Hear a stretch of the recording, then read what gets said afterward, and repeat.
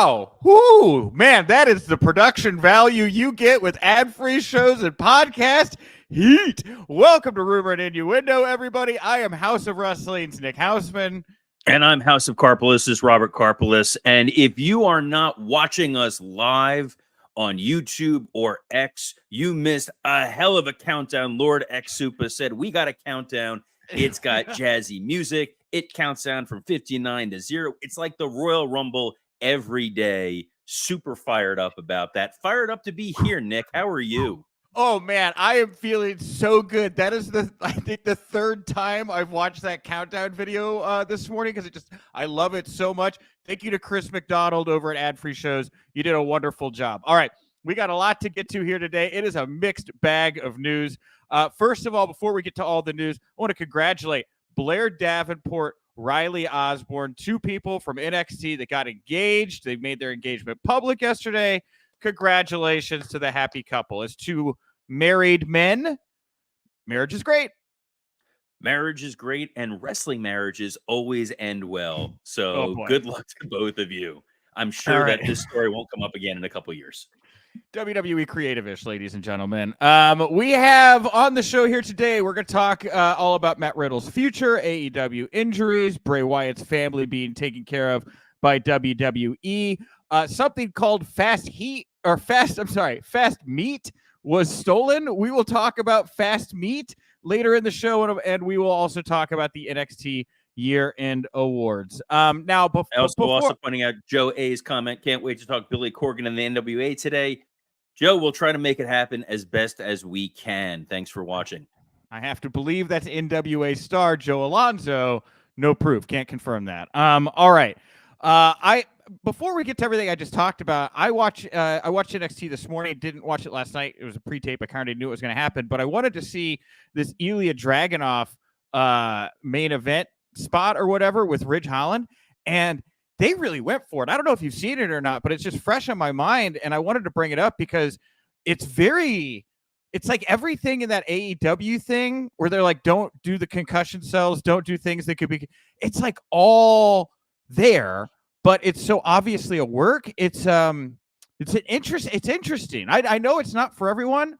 I don't even know that I'm necessarily a huge fan of it, but they just went for it, Robert. Like it felt like an injury for real, you know? I don't know what the point of it was. I have not seen the footage yet. I have not had a chance to watch NXT. Had a busy morning doing the real life job, but right. We talked about it a week before, and I said my concern with this was, given what happened with Ridge Holland and Big E and all the negativity that surrounded that, I was concerned about turning it into an angle and at the very least reminding people, oh yeah, Ridge Holland was part of a really catastrophic moment. This would be like WWE recreating the D'Lo Brown Draws injury as a storyline and thinking this was a smart idea.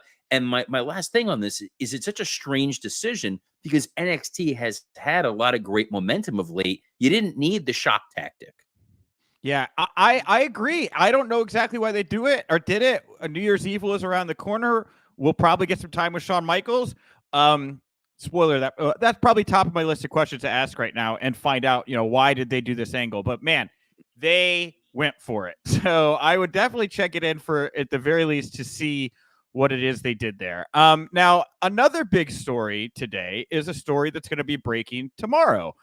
Tomorrow is going to be 90 days since the September releases. I believe it was the September 17th releases. There's going to be about 18 WWE stars, I believe, that will become free agents as of tomorrow. Mustafa Ali, Nick Nemeth, formerly Dolph Ziggler, and Matt Riddle. Now, Matt Riddle caught up with MMA Junkie on some kind of press event. I don't really know where this happened, but it's a video and it's Matt talking. He leaves the door open to a possible UFC return. He teases 2024 is going to be a big year for him. And of the other stories going around about Matt, there's this Wrestling Observer story. The TNA may have earmarked a large sum of money to try to bring in a big name, potentially one of the names that I've mentioned here today. So let's start with Matt here. What do you think about Matt Riddle's future going into 2024? What do you think it looks like? It's kind of a mixed bag here. I think Riddle was a risk for the WWE in the position that they put him in on television, because prior to coming to WWE and during his time at NXT, there were some allegations that had come out about Riddle. Obviously, separate kind of rumor and innuendo. You don't want to go down that path of. It was clear that WWE vetted it in such a way to say, we can go forward with this guy. But when you're dealing with talent, and we just saw this in the Marvel Disney world with Jonathan Majors, where the person and the character are inextricably linked. And if you're going to put somebody front and center and make them a major star, put them in position to be a champion, you need to be able to trust that the person behind the persona is not going to do something reckless and cause an issue. And unfortunately, some of Riddle's behavior was slightly erratic and made WWE think, you know what? Maybe he's not the guy that we as a globally publicly traded company should be putting front and center right now. Left the door open if he's able to go forward.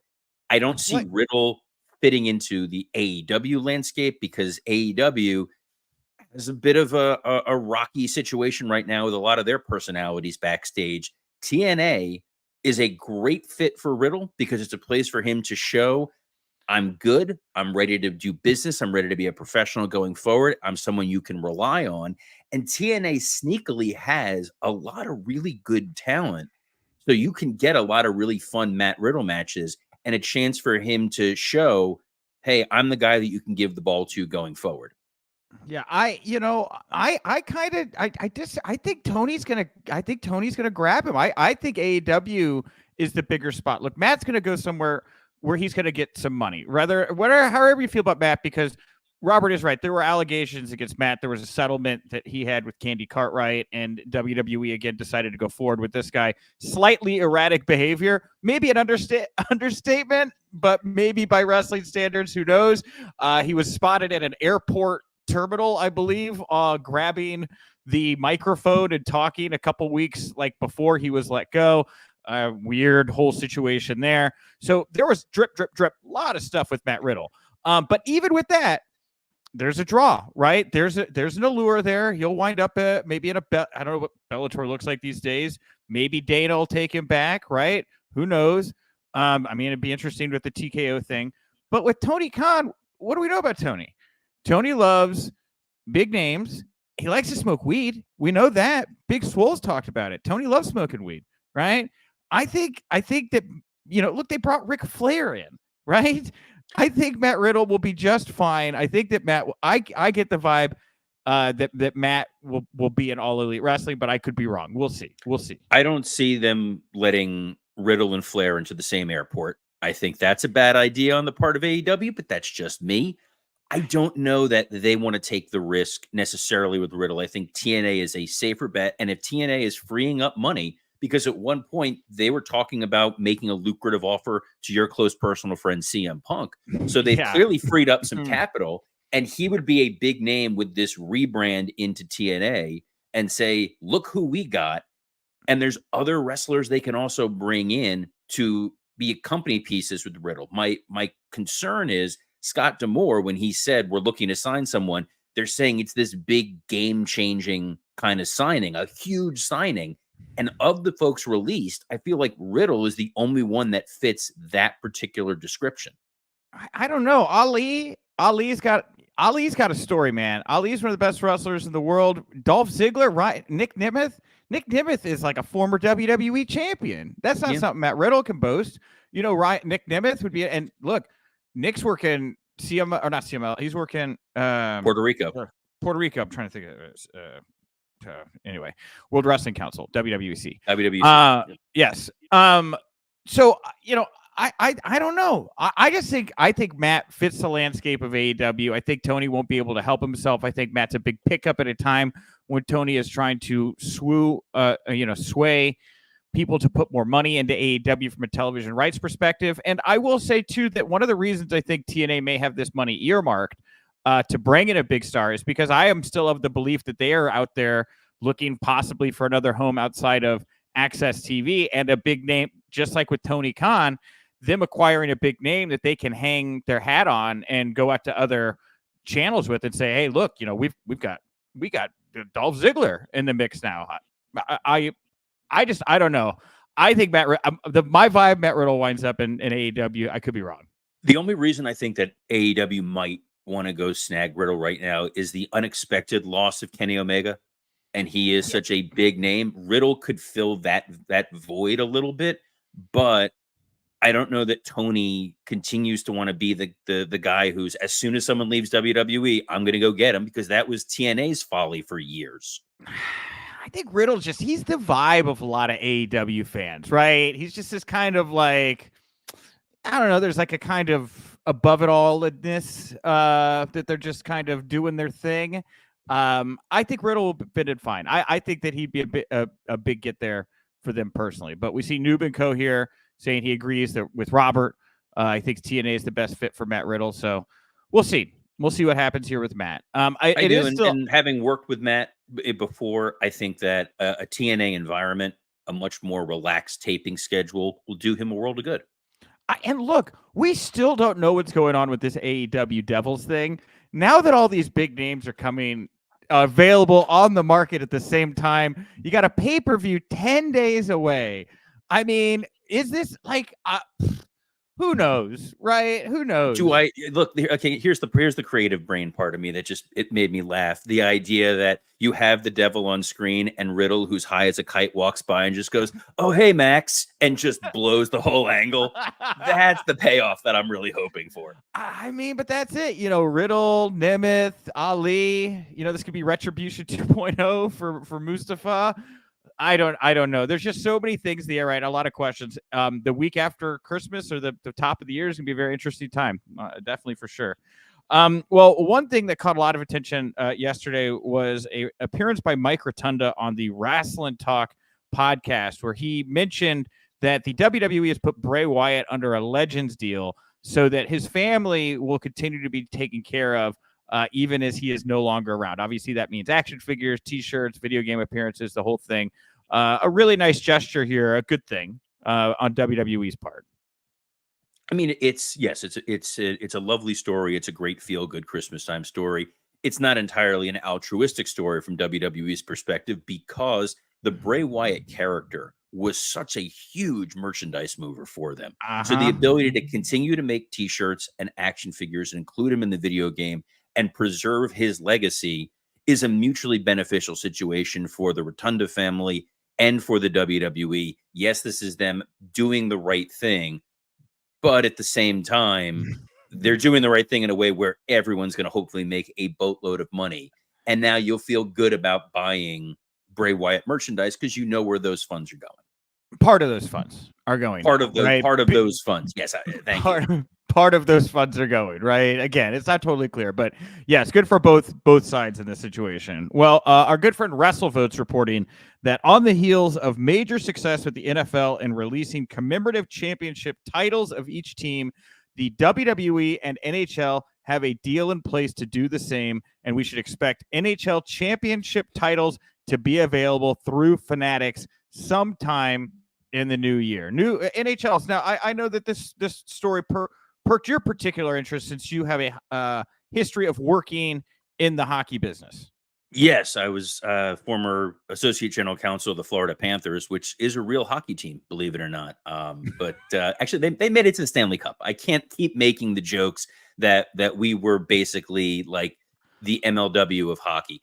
But well, if you've seen our attendance, if you see all their attendance, they're basically the Rampage of hockey. But I like the story for a couple of reasons. One, I love WWE expanding its footprint in the sports world with getting these IP pieces, bringing the NFL in. I think they did the Big 12 championship. I, as a Florida Gator, would love a Gators title. I think they're unique collectible items, and it's helped mainstream wrestling in a lot of ways. The championships that they would give out when teams would win the Super Bowl or the World Series, at first it was kind of a unique novelty, but then you had that picture of Patrick Mahomes wearing the WWE title with the Chiefs logo on it all over the place after they won the championship. Like, it has become an iconic piece of sports. And I think WWE figuring out a way to maximize their IP properties is a fantastic situation. The NHL, of the big four, very much the number 4. But when they go into a lot of these towns, the way they've been able to promote the NFL titles, there's a lot of cities that don't have NFL properties, especially up in Canada. Those NHL titles are going to sell huge, especially up in the Canada region. I hope that Bret Hart gets the Calgary Flames title and they somehow find a way of screwing him out of it. Yeah, and they're really leaning in with the custom titles. Declan McMahon, Shane McMahon's son. I don't know if people have seen the photos of they made a custom belt for his college team that I guess custom title, Nick. They made a custom title for him. A belt holds up your pants, you fan. I apologize to the WWE Creative-ish team. The title, the custom title that Declan McMahon carries around, it looks good, right? And it's hip. Is this a thing, this new generation will come up with, having these custom titles associated with their sports leagues and stuff? It's a great market and it's a great because the return on belts, when you sell a belt, you get a lot more back than when you sell a t-shirt. So the belt business, good business to be in. Yeah, I think this is a cool opportunity. Sorry, title business. Not the belt business. The title business is a good business to be in. No. When people buy them online, those are belts. If you buy it from the WWE, you're buying a custom title. This is where we get our WWE shop sponsorship. That's what I'm angling after. We're already praising Declan McMahon. We're basically WWE shills right now. We should be getting a little cut of that. But the titles should be pretty cool, even if it's going to have NHL logos on there. Well, speaking of sponsorship, the good people at Slim Jim are dealing with a conundrum right now. They put out an official press release announcing that their custom race car, which they have dubbed Fast Meat. I'm sorry. Fast Meat. And if you have Fast Meat, go to bluechew.com. And no, that would have been it. That would have been the in. Our friends at Ad Free Shows are listening here. We're going to start cranking those out for real, but there you go. Okay. Fast Meat, Blue Chew.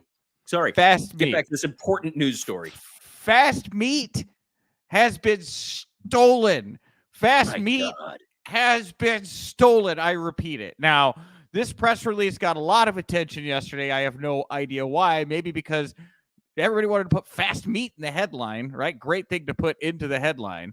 So Fast Meat is no longer in the possession of Slim Jim. Very official. People concerned. Where's Fast Meat? Color me suspicious here, but this feels like a giant work to me, Robert. I think since it's a press release, this is all going to build to whoever it is that stole Fast Meat being revealed. Yeet that Fast Meat, says the Texas Leprechaun. Amen.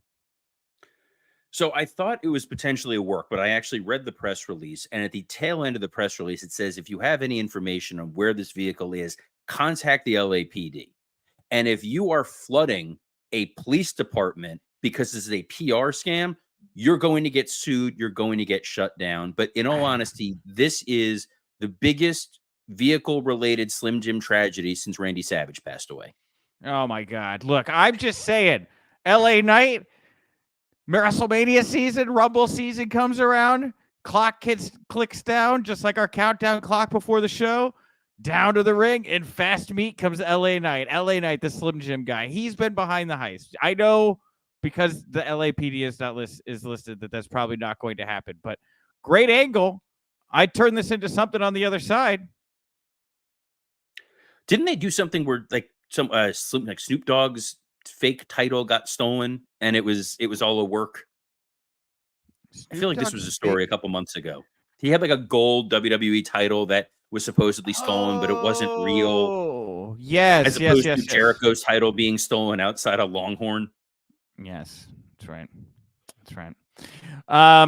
Well, WWE NXT, which I started the show talking about with this Ilya Dragunov Ridge Holland angle, they have released their annual year-end awards. Now, we won't look at all of them here. We're just going to look at the top male and female superstars in the vote. Actually, we could do Moment of the Year too, but we'll do the male vote here. So the male superstars nominated for NXT Male Superstar of the Year are Ilya Dragunov, Carmelo Hayes, Trick Williams, Braun Breaker, Wesley, Dijak, Dragon Lee, Baron Corbin, Nathan Frazier, and Axiom. Who do you think was the NXT Male Superstar of the Year, Robert? Yeah, that's a tough one because I feel like Braun Breaker has just become so synonymous with the NXT brand for the last couple of years, but Carmelo Hayes, every time he's been out there, has really elevated his game. I think he's stolen the show a lot. And I think that he is most likely going to get bumped up to the main roster sometime next year. So I would say that they'll probably give it to Carmelo. I would think. Well, it's a vote. Fans can vote on the poll, so I don't know this is handpicked. And by I'm sure WWE. it's a shoot vote. I'm sure it is that is the weird thing about WWE. They believe in shoot votes. I remember when it was Taboo Tuesday, Cyber Sunday, those would be real. And we're like, this is the one thing we can't rig. This is the one thing we're maintaining integrity. So I got so just to deviate for a moment here. So do they have backup plans, like creatively, if the match winds up not being the one that they kind of directed everyone to vote for, or is it not even like a thought through? Yeah, no, but for the most part, your choices are usually like, you can vote for a Falls Count Anywhere match, a steel cage match, or a TLC match. So it's 3 variations on basically the same thing. You have the cage already built. They're going to skew you in a direction of where they want you to go. So they're really trying to game the system. It's usually the weird ones when it's like, pick one of the 3. And then you just hope that no matter what it is, like choose your own adventure, you're still going to get to the same destination at the end. Okay, got it. Wonderful. Just curious. So There's a reason they don't do these anymore. Okay, you could go cast your own vote, a legit vote, shoot vote over on WWE.com. But I agree, Robert. I think Carmelo Hayes will win, even if it's not rigged by the WWE. I think the fans are here from him. This was a great year for Carmelo. They teased him in the U.S. title picture over on SmackDown. He's embroiled in the most buzzed about program in NXT, which has to be the Carmelo Hayes, Trick Williams, who's attacking who kind of situation right now. So my money goes to Carmelo with a most improved to Trick Williams, who has really stepped up in the last couple months in a way that I didn't even really see coming, to be honest. That guy is why NXT is what it is. You never know who's going to find their footing when they're going to get hot, and the crowd has latched on to Trick Williams. He has risen to the occasion, and it's a lot of fun to watch. Now, on the female superstar of the year side, we have Roxanne Perez, Tiffany Stratton, Tia Hale, Kiana James, Lyra Valkyria, Gigi Dolan, JC Jane, Fallon Henley, Ivy Nile, and Kelani Jordan. Now, my vote goes to Tiffany Stratton here just because this year was just another year of proving she's going to be the next big thing in the female WWE division. So I don't know who else would be in that conversation. No, she is a license to print money for the WWE. Mm-hmm. And I think they gave, I could be wrong, but I think she got a slightly different intro on NXT this week that I just thought looked really nice. So if we have time at the end of the show, we will get to the moment of the year category over on NXT. But I did want to get to a couple AEW injury updates here. First of all, Rey Fénix was announced for a January 5th Prestige wrestling match against Samurai Del Sol. He has been replaced with Lio Rush. There has been concern for Fénix after AEW Wrestle Dream, where he was brought out a couple minutes into his match by medics. He then dropped the international title a couple weeks later to Orange Cassidy after a successful defense against Dick Jackson, for what it's worth. So it looked like, from what I was seeing, that he may have thought he was close to coming back by taking the Prestige booking, but just still hasn't been cleared. So just a little update there on Rey Fénix for everybody. Looking forward to him coming back. I think he is remarkably talented. He's someone that I worked with in MLW, and when he was in AEW, someone I earmarked and said, this is a guy who could be their Rey Mysterio in a lot of ways. He's just such a fantastic performer. My hope is when Lio Rush replaces him, he comes out with Topanga. Yes, Let's strike while the iron's hot, guys. Hey, it is time to get them together. It's the buzziest thing. I wouldn't be shocked if those two had been shooting texts around after everything blew up yesterday, right? I'm not going to speculate on a man texting a married woman. I don't think that given the, I don't want to get down that rumor and innuendo, Nick. They can have friends. Men can have female friends. Females can have men friends. I'm not old school, man. I'm hip. I'm with it. I'm going to break down the gender barriers. That whole thing. So yesterday was blank check for you. Today is When Harry Met Sally. Yes, you're becoming like a one-man cinephile. Thank you very much. I like it. I'll take the continuity. So yeah, hopefully Rey Fénix will be back sooner rather than later. Very excited about that. Any other AEW news? We do have an update about CJ Perry. We did start the show yesterday by noting that she got a cut in her finger turned into a really bad infection. She was in the hospital for 50 hours. She went to surgery yesterday. She came out. Miro said things are on the mend, had some cookies, and then she shared a video of, I think, very early today from the hospital eating some Jell-O. She looked better, didn't have the bandage on her hand, did note she may still have to go back into another surgery today. And the reason she said she got the infection was at some point backstage at Dynamite on Wednesday, she got like a splinter in her finger. That's it. She got like a splinter in her finger, and it infected her finger, and it became something that she said became near fatal. And we'll see how it goes. I'm another surgery, maybe. So not out of the woods yet, but definitely some positive news on whatever CJ is dealing with right now, which sounds, again, very, very bad. And the lawyer brain in me goes, oh, so she got injured on the job with something that almost became fatal. Curious. Well, not, again, I'm sure she's got smart Mark Sterling's phone number. Yeah, right. Or Stephen P. News, who's been making the round. We gotta get Stephen P. News on. Have you seen this guy? No. Stephen P. News is CM Punk and Ace Steel's lawyer, and he represented them after the AEW All Out 2022 situation. And he's been making the rounds. He's been saying some things. He's out there. He's talking about it right now. He said a couple things. I think it'd be great to get him on the show, don't you think? Just to ask him about his name alone, I want to bring this man on the show. Yes. Stephen P. News, right? I don't know. Now, would I'm you really be too nervous? Go ahead. No, Sorry. I'm hoping it's Stephen P. News, and his slogan is "You're in trouble." Because there it is. I guess that's the only reason That's to bring good. Stephen P. News on. But no, I would love to pick that guy's brain. Sure. Yeah. Two lawyers sitting here, me, the fly on the wall. Fantastic. All right. Well, like I said, if we have a little bit of time, we'll go to NXT Moment of the Year here. And here, let me pull it up real quick. And this was a very eventful year for NXT. So I wanted to see what they thought some of the moments of the year here were. So we have Roxanne Perez collapsing after defeating Miko Satomura. Very memorable moment. Braun Breaker smashing Von Wagner with the steel steps. Ooh, some people thought that was real. Fallon Henley dresses up like Tiffany Stratton. A banger. The hashtag Free Tony D movement. We also have Trick Williams gets attacked by a mystery assailant.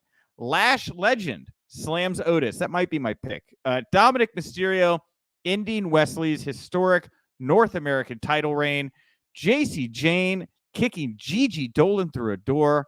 Braun Breaker spearing Carmelo Hayes through a wall. The Undertaker coming to NXT. CM Punk not mentioned here. And then lastly, Braun Breaker and Baron Corbin crashing through Shawn Michaels' office wall. My vote goes to the Trick Williams mystery assault because it has become such a central plot point for the whole show. Anything else grab you? Anything you think it would be better? I mean, the Taker moment was fun because they teased it in the commercial. That was when they went head to head with AEW, and Undertaker coming at the end, just looking like I don't want to have to be here. Let me just get this out of the way. He's like dressed in like his normal attire. I liked it, but I also liked that they did the moment with him and Carmelo where they did the pose at the top of the ramp after, where they do the look over the shoulder and the fist up, because for years, that's how we closed every broadcast. That was how we signaled to the truck, we're done. At the end of every show, there's usually an Undertaker dark match. Whenever it was SmackDown, Taker walks up the ramp. He does the look behind his shoulder, puts the fist up, and that's our like go home. We can start, throwing out run sheets and get the hell out of the building. So it was a huge moment that he even let Carmelo do that. I thought that was really great.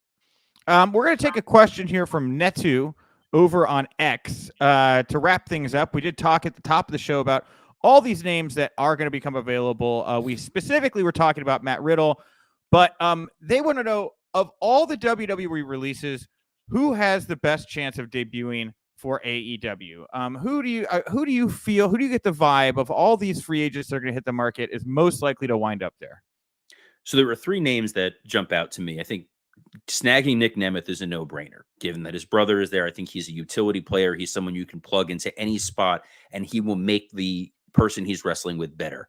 Mustafa Ali is a bottomless talent in terms of what he can do in that ring. I think he would do a lot.